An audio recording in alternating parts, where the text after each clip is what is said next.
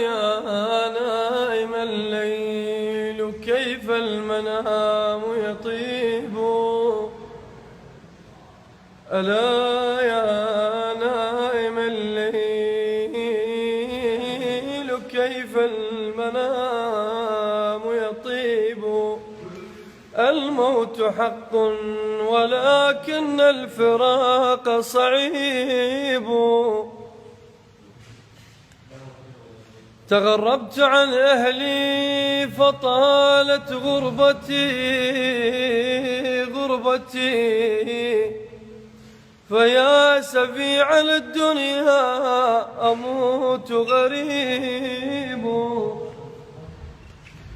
أموت ولن يدري أهلي في موتتي ولكن تصريف الزمان كان عجيب. شوي بعد صوت يطلع واضح شوي. أريد أن يكون حفار قبري والدي وشيال عشير فاقي لا يكون غريب. أريد أن تكون خياطة كفني شقيقتي تبكي علي عوض الدمع دما سكيب. ألا يا قلب لا تبكي ولا تشتكي. ألا يا قلب لا تبكي ولا تشتكي لأن رسول الله انتقل غريب. ليس الغريب غريب الشام واليمن بل الغريب غريب اللحد والكفن. فجاني الموت لا رد صحيفته وحام حولي وروحي قد فارقت بدني. وجاني المغسل في الحال شلحني تلك ثياب رماها مات ومن ومني. فصبوا علي الماء لا حارا ولا باردا وإن جسمي من قاصرات الموت وجعني. ولبسوني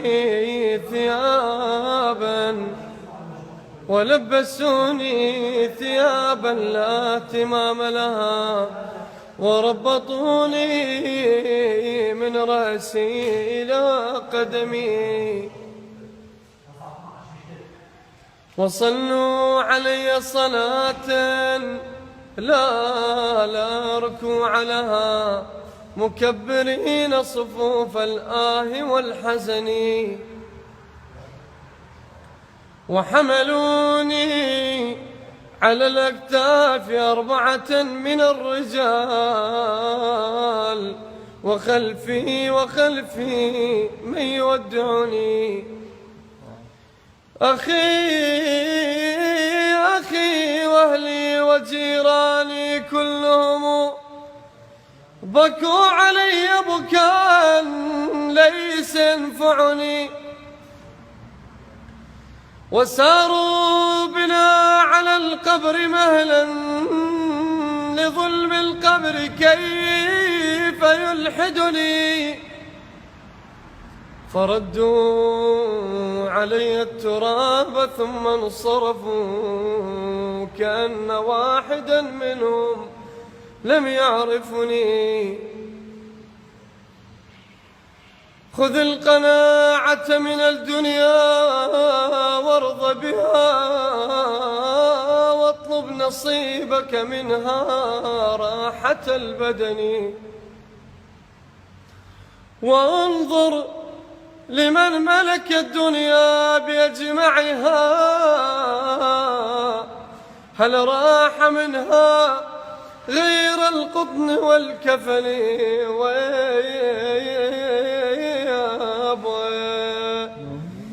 ولك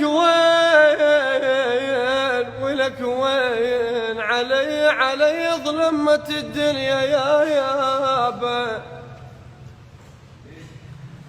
علي ظلمة الدنيا ولك وين بكثر نوحي على عزازي يا يابا، ولك وين يا شيال النعش ريض، ولك وين لما ودع العزيز وهاي،